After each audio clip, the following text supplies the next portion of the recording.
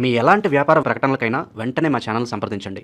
మనతో పాటు ప్రముఖ ఆధ్యాత్మికవేత్త, జ్యోతిష్య వాస్తు పండితులు, లలితాదేవి ఉపాసకులు బ్రహ్మశ్రీ నానాజీ పట్నాయక్ గారు ఉన్నారు. గురువు గారితో మాట్లాడుతున్నాం. నమస్కారం గురుగారు. శ్రీమాత్రే నమః. జూలై నెల 2026 మిథున రాశి వాళ్ళకి ఎలాంటి పరిస్థితులు ఎదురుగాబోతున్నాయి? ఏ విషయాల్లో వీళ్ళు ఎక్కువగా జాగ్రత్తలు తీసుకుంటే ఓవరాల్గా వీళ్ళకి సెకండ్ హాఫ్ బాగుంటుంది అంటారు ఈ సంవత్సరంలో? తప్పకుండా అండి. ఇక్కడ ఫస్ట్ ఆఫ్ ఆల్ ఏంటంటే, ఈ జూలై మాసంలో మనకి ఇతని గ్రహస్థితి ఎలా ఉంది అని చెప్పి చూసుకుంటే, మీకు స్టార్టింగ్లో లగ్నాధిపతి అయినటువంటి బుధుడు 2వ స్థానంలో గురు శుక్రులతో కలిసి ఉంటున్నాడు. ఈ 2వ స్థానంలో ఉండే బుధుడు వక్రించుకుంటూ మళ్ళీ 8వ తేదీకి రాశిలోకి వస్తాడు. 2లో ఉండేటువంటి గురు శుక్రుల కలయికల్లో శుక్రుడు వెళ్ళి 5వ తేదీకి వెళ్ళి కేతువుతో కలుస్తున్నాడు. ఈ చంద్రుడు ధనస్సు రాశి నుంచి మళ్ళీ 12 రాశులు తిరిగి కుంభంలోకి వస్తాడు, మళ్ళీ ధనస్సు రాశిని క్రాస్ చేసి. ఇక శుక్రకేతువులు 4లోని 5వ తేదీ నుంచి కలిసి ఉంటున్నారు. అండ్ దశమంలో ఈ యొక్క శని యొక్క సంచారము, భాగ్యస్థానంలో రాహు. మరి ఈ గ్రహస్థితిని అనుసరించి వీరి స్వభావం ఏమిటి, ఎలాంటి ఫలితాలు జరగనున్నాయి ఈ నెలలో 2026 సంవత్సరం జూలై 31వ తేదీ వరకు ఎలాంటి ఫలితాలు జరగనున్నాయి అనేటువంటి అంశాలు చెప్తుంది నేనైనప్పటికీ చెప్పిస్తుంది సాక్షాత్ లలిత అమ్మవారిగా భావిస్తూ, ఆ లలితాంబిక అమ్మవారి యొక్క అనుగ్రహం మిథున రాశి వారికి పరిపూర్ణంగా కలగాలని మనస్ఫూర్తి కోరుకుంటూ, ఇక్కడ గమనించినట్లయితే వీరికి కొంచెం 8వ తేదీ నుంచి గతంలో ఆగిపోయిన కొన్ని బ్యాక్లాగ్స్ అనుకోండి, కొంత పొలానికి సంబంధించినవి, భూమికి సంబంధించినవి కొంతవరకు వీళ్ళకి అనుకూలత ఏర్పడుతుంది చెప్పాలంటే. అయితే వీళ్ళకి నడిచే వికీపీడియా అంటూ ఉంటాం. అంటే వీళ్ళు ఒక విషయాన్ని ఒకే ప్రపంచం మొత్తం ఒక రూట్లోనే తెలుసుకుంటే వీళ్ళు 10 రూట్లు తెలుసుకుంటారు ఒక విషయం గురించి. అంత గొప్ప లక్షణం ఉంటుంది. అయితే వీళ్ళకి వస్తాం కాస్త ఇప్పుడు 2లో గురు సంచారం జరుగుతుంది, ఫైనాన్షియల్ గ్రోత్ అది బాగుంటుంది, అందులో ఎటువంటి సందేహం లేదు. కాకపోతే వీళ్ళు ఎట్టి పరిస్థితుల్లో శుక్రవారము, మంగళవారము, ఆదివారము ఇప్పుడున్న ప్లానటరీ పొజిషన్స్లో జూలై 5వ తేదీ నుంచి ఒక దాదాపు 26 రోజులు 31వ తేదీ వరకు అంటే అగ్రిమెంట్స్ చేయొద్దు, ఇన్వెస్ట్మెంట్స్ విషయంలో దూరంగా ఉండాలి, వివాహ జీవితం విషయంలో జాగ్రత్తగా ఉండాలి. ఎందుకంటే 12వ అధిపతి అయినటువంటి శుక్రుడు కేతుతో కలిసి ఉన్నాడు కదా, అందుకని వివాహ జీవితం విషయంలో చాలా చాలా చాలా కేర్గా ఉండాలి. అయితే వీళ్ళ స్వభావం గురించి మనం మాట్లాడుకుందాం అనుకున్నాం కాబట్టి తెలివితేటలండి. వీళ్ళకి ఒకటే ప్లస్ ఏంటి మైనస్ ఏంటంటే, ఆలోచించుతూ వీళ్ళు అడుగు వేస్తే వీళ్ళని కొట్టినవాడు లేరు. ఇదే మిథునం వారు ఆవేశపడితే చిన్నపిల్లడు చేతులు కూడా ఓడిపోతారు వీళ్ళు. అది చాలా పెద్ద ఇది చెప్పాలంటే. అయితే ఇక్కడ మరొక విషయం ఏంటంటే, ఈ 3వ స్థానంలో శుక్రకేతులు ఉన్నారు కాబట్టి ఎవరికైనా వెహికల్స్ ఇవ్వడం తీసుకునే విషయంలో, లేకపోతే ఎవరికో వెహికల్ కావాలి, మనం మధ్యవర్తిత్వంగా ఉండి ఇప్పిస్తూ ఉంటాం. ఈ విషయంలో మెయిన్గా చాలా జాగ్రత్తగా ఉండాలి. అదేవిధంగా కాస్త ఈ మిథునం వారికి చూసుకుంటే శుక్రుడు 12వ స్థానంలోకి వచ్చి కూర్చున్నాడు, షష్టమాధిపతి. సో ఎప్పుడైతే షష్టమాధిపతి 12వ స్థానంలోకి వచ్చి కూర్చుంటాడో ఇది ప్రధానంగా మధ్యవర్తిత్వం వల్ల ఎక్కువ ఇబ్బంది ఇస్తుందండి.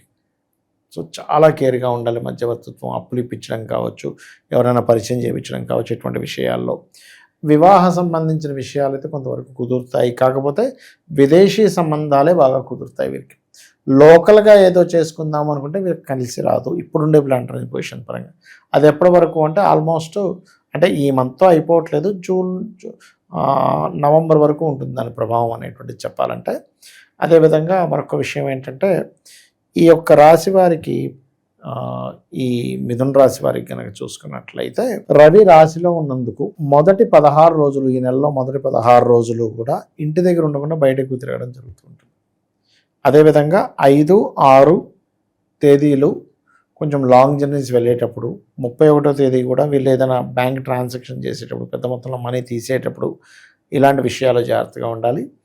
ఇక 7, 8 తేదీలు మాత్రం ఉద్యోగ వ్యవహారాల విషయంలో కొన్ని మార్పులు, ప్రయాణాలు చాలా చక్కగా కనబడుతున్నాయి చెప్పాలంటే వీరికి. మార్పు మంచిదే అంటారా, మారొచ్చు అంటారా? మార్పు మంచిదేనా అంటే మంచిదనే చెప్పుకోవాలి కొంతవరకు. గురుగారు, ఈ జూన్, జూలై నెలలు అనగానే మనకి అకాడమిక్ ఇయర్ స్టార్ట్. అవునండి, అవును. స్కూల్స్, కాలేజెస్ అడ్మిషన్స్ జరుగుతూ ఉంటాయి. అవునండి. మరి విద్యార్థులకి సంవత్సరం అంతా కూడా విశేషంగా కలిసి రావాలంటే అద్భుతమైన పరిహారం ఏదైనా తెలియజేయండి. తప్పకుండా అండి, మంచి ప్రశ్న వేశారు. ఎందుకంటే విద్యార్థి దశలో తీసుకునే స్టెప్పే వాళ్ళ జీవితంలో ఒక మంచి యోగాన్ని ఇస్తుంది. అంటే నువ్వు చిన్నప్పుడు చాలామంది చూడండి, డాక్టర్ చదువుదాం అనుకున్నాను, యాక్టర్ అయ్యాను, డాక్టర్ చదివి యాక్టర్ అయ్యాను అంటాడు. లేకపోతే ఇంకోటి ఏదో చదివానండి, హోటల్లో నేను మేనేజర్గా చేస్తున్నాను.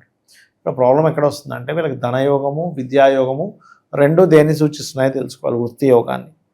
అలాగా రవి సూచిస్తే మెడికల్ వైపు వెళ్ళాలి, చంద్రుడు సూచిస్తే ఫార్మా లేకపోతే హోటల్ మేనేజ్మెంట్, కుజుడిని సూచిస్తే ఈ రక్షణ దళాలు, అందులో ముఖ్యంగా సాఫ్ట్వేర్లో కూడా మనకి సెక్యూరిటీ ఉంటుంది, దాంట్లోకి వెళ్ళడం. బుధుడైతే మీడియేటింగ్ రిలేటెడ్, టెక్నికల్ రిలేటెడ్, గురువు అయితే గురుత్వ సంబంధించిన టీచింగ్ రిలేటెడ్, శుక్రుడైతే ఫ్యాషను, శని అయితే ఓన్లీ జాబ్ ఏదో చేసుకుని చిన్న జాబ్ చేసుకుంటూ ఉండడం, రాహుకేతువులు అయితే కాస్త సాఫ్ట్వేర్, కేతువు అయితే పర్టికులర్గా స్పిరిచువల్ రిలేటెడ్. అయితే వీళ్ళకి ముఖ్యంగా ఈ రెండు అంటే రెండో భావం ధనాధిపతి, విద్యాకారకుడు, వీళ్ళు ప్రధానంగా దేన్ని సూచిస్తున్నాయి ఇది తెలుసుకోవాలి. ఈ గ్రహాలతో ఈ రాసులతో సంబంధం కలిగి ఉంటే వీళ్ళకి ఇటు పంపించాలి. అయితే ఇప్పుడు ప్రజెంట్ న్యాచురల్గా ఈ సంవత్సరానికి రాజు ఎవరు అంటే గురువు అని చెప్పుకున్నాం. ఆయన న్యాచురల్ 4th హౌస్లో సంచరిస్తున్నాడు. న్యాచురల్ 4th హౌస్లో సంచరించేటప్పుడు మీరు చూడండి, గురువు యొక్క మార్పు జూన్ 2 నుంచి మారుతుంది కాబట్టి ఇక్కడ ఏంటంటే అసలు విద్యా విషయంలో కొన్ని తీర్పులు వస్తాయి కోర్టుల నుంచి, అసలు మనం ఎక్స్పెక్ట్ చేయలేం. విద్యార్థులకు కొన్ని విషయాల్లో బాగా నచ్చి వస్తాయి, కొన్ని విషయాల్లో వ్యతిరేకత ఏర్పడుతూ ఉంటుంది. ముఖ్యంగా మనకి విద్యార్థులకి ఒక మంచి కూడా జరగనుంది. ఏమిటది అంటే, ఇప్పుడు చూడండి ఎంతో బాగా చదువుకున్నాం కానీ నాకు ఉద్యోగం రాలేదు, కారణం ఏంటి? రిజర్వేషన్. ఏంటంటే మనకు 90% వచ్చినా రాలేదు, అక్కడ 35%కి వచ్చేసింది, గిలా అయితే దేశం ఎలా బాగుపడుతుందో అందరూ మాట్లాడుతుంటారు. కానీ అది ఎప్పుడు వస్తుందంటే ఇప్పుడు వచ్చే సమయం అది చెప్పాలంటే. ఎందుకంటే ఒక విద్యార్థి ఎంత కష్టపడి చదివి అంత టాలెంటెడ్ అయ్యి ఉండి నీకు ఉద్యోగం రావట్లేదంటే కారణం ఏంటి?